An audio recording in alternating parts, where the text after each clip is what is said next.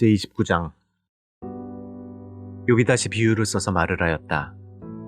지나간 세월로 되돌아갈 수만 있으면, 하나님이 보호해 주시던 그 지나간 날로 되돌아갈 수 있으면 좋으련만. 그때에는 하나님이 그 등불로 내 머리 위를 비추어 주셨고, 빛으로 인도해 주시는 대로 내가 어둠 속을 활보하지 않았던가. 내가 그처럼 잘 살던 그 시절로 다시 돌아가서 살 수 있으면 좋으련만. 내 집에서 하나님과 친밀하게 사귀던 그 시절로 되돌아갈 수 있으면 좋으련만. 그때에는 전능하신 분께서 나와 함께 계시고 내 자녀들도 나와 함께 있었건만. 젖소와 양들이 젖을 많이 내어서 내 발이 젖으로 흠뻑 젖었건만. 돌짝밭에서 자란 올리브 나무에서는 올리브 기름이 강물처럼 흘러나왔건만. 그때에는 내가 성문회관에 나가거나 광장에 자리를 잡고 앉으면 젊은이들은 나를 보고 비켜서고 노인들은 일어나서 내게 인사하였건만. 원로들도 하던 말을 멈추고 손으로 입을 가렸으며 귀족들도 혀가 입천장에 달라붙기나 한 것처럼 말소리를 죽였건만. 내 소문을 들은 사람들은 내가 한 일을 칭찬하고 나를 직접 본 사람들은 내가 한 일을 기꺼이 자랑하고 다녔다. 내게 도움을 청한 가난한 사람들을 내가 어떻게 구해주었는지, 의지할 데가 없는 고아를 내가 어떻게 잘 보살펴 주었는지를 자랑하고 다녔다. 비참하게 죽어가는 사람들도 내가 베푼 자선을 기억하고 나를 축복해 주었다. 과부들의 마음도 즐겁게 해주었다. 나는 늘 정의를 실천하고 매사를 공평하게 처리하였다. 나는 앞을 못 보는 이에게는 눈이 되어주고 발을 저는 이에게는 발이 되어주었다.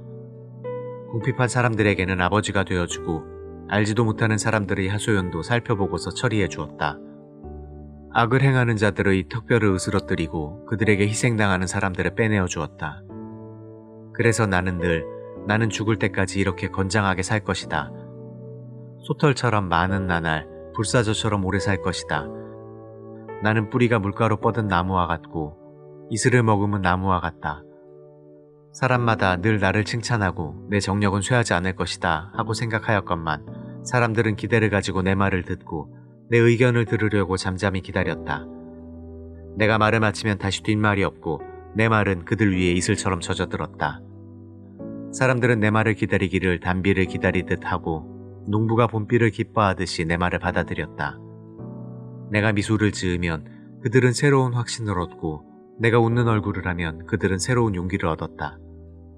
나는 마치 군대를 거느린 왕처럼 슬퍼하는 사람을 위로해주는 사람처럼 사람들을 돌보고 그들이 갈 길을 정해주곤 하였건만. 제30장. 그런데 이제는 나보다 어린 것들까지 나를 조롱하는구나. 내 양떼를 지키는 개들 축에도 끼지 못하는 쓸모없는 자들의 자식들까지 나를 조롱한다. 젊어서 손에 힘이 있을 듯 하지만 기력이 쇠하여서 쓸모가 없는 자들이다.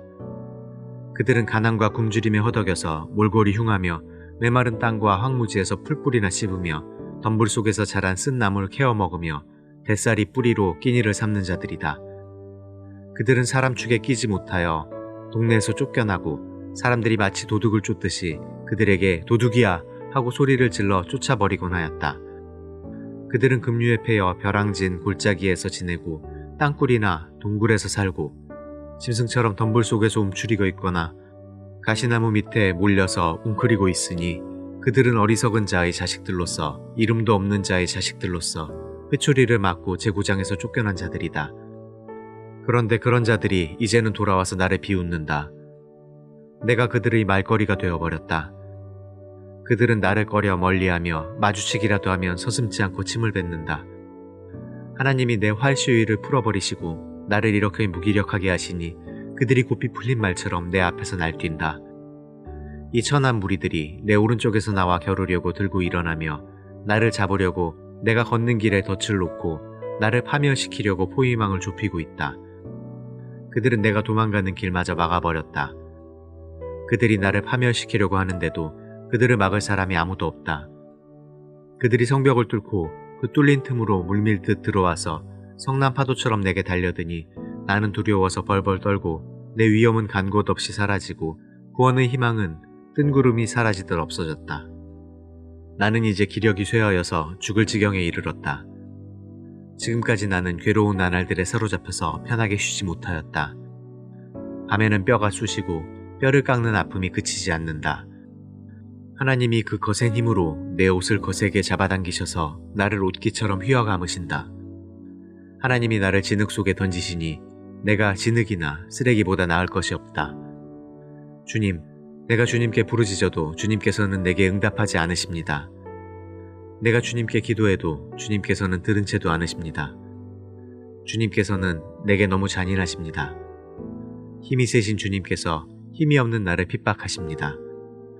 나를 들어올려서 바람에 날리게 하시며 태풍에 휩쓸려서 흔적도 없이 사라지게 하십니다.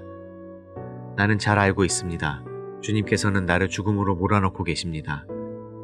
끝내 나를 살아있는 모든 사람들이 다 함께 만나는 그 죽음의 집으로 돌아가게 하십니다. 주님께서는 어찌하여 망할 수밖에 없는 연약한 이 몸을 치십니까? 기껏 하나님의 자비나 빌어야 하는 것밖에는 아무것도 할 수 없는 보잘것없는 이 몸을 어찌하여 그렇게 세게 치십니까? 고난받는 사람을 보면 함께 울었다. 궁핍한 사람을 보면 나도 함께 마음 아파하였다. 내가 바라던 행복은 오지 않고 화가 들이닥쳤구나. 빛을 발았더니 어둠이 밀어닥쳤다. 근심과 고통으로 마음이 갈기갈기 찢어지고 하루도 고통스럽지 않은 날이 없이 지금까지 살아왔다. 햇빛도 비치지 않는 그늘진 곳으로만 침울하게 돌아다니다가 사람들이 모여있는 곳에 이르면 도와달라고 애걸이나 하는 신세가 되고 말았다.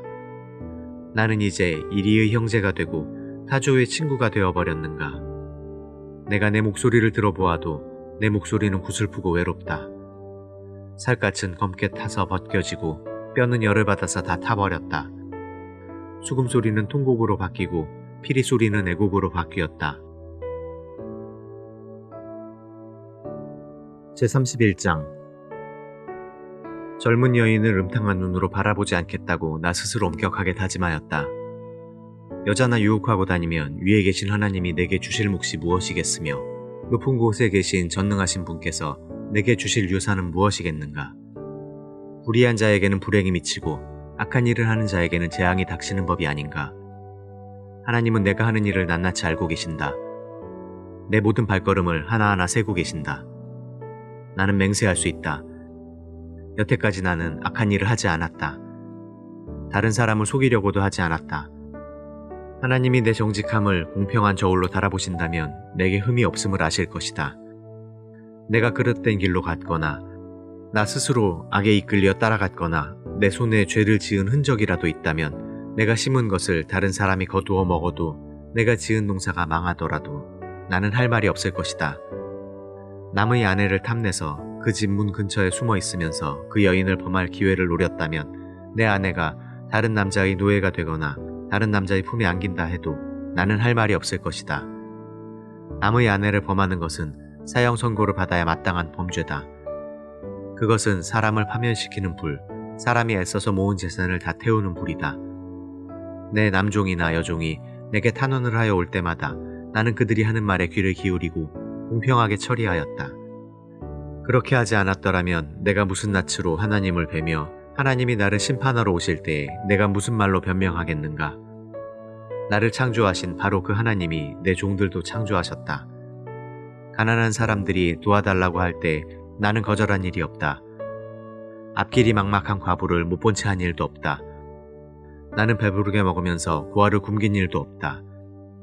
일찍부터 나는 고아를 내 아이처럼 길렀으며 철이 나서는 줄곧 과부들을 돌보았다. 너무나도 가난하여 옷도 걸치지 못하고 죽어가는 사람이나 덮고 잘 것이 없는 가난한 사람을 볼 때마다 내가 기른 양털을 깎아서 그것으로 옷을 만들어 그들에게 입혔다. 시린 허리를 따뜻하게 해주었더니 그들이 나를 진심으로 축복하곤 하였다. 내가 재판에서 이길 것이라고 생각하고 고아를 속이기라도 하였더라면 내 팔이 부러져도 할 말이 없다.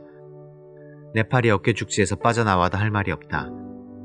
하나님이 내리시는 심판이 얼마나 무서운지를 잘 알고 있었으므로 나는 차마 그런 파렴치한 짓은 할 수 없었다.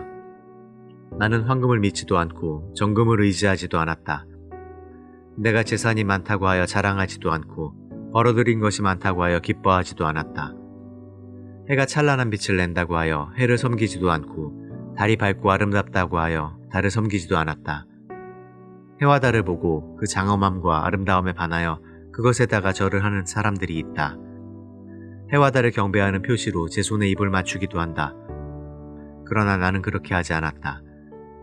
그런 일은 높이 계신 하나님을 부인하는 것이므로 벌로 사형을 받아도 마땅하다. 내 원수가 고통받는 것을 보고 나는 기뻐한 적이 없다. 원수가 재난을 당할 때에도 나는 기뻐하지 않았다. 나는 결코 원수들이 죽기를 바라는 기도를 하여 죄를 범한 적이 없다. 내 집에서 일하는 사람은 모두 내가 언제나 나그네를 기꺼이 영접한다는 것을 잘 알고 있다.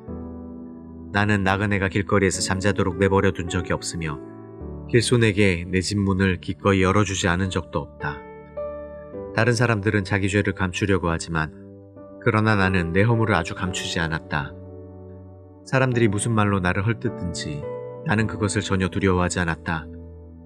남에게서 비웃음을 받을까 하여 입을 다물거나 집 안에서만 머무르거나 하지도 않았다. 내가 한 이 변명을 들어줄 사람이 없을까? 맹세코 나는 사실대로만 말하였다. 이제는 전능하신 분께서 말씀하시는 대답을 듣고 싶다. 내 원수가 나를 고발하면서 뭐라고 말하였지?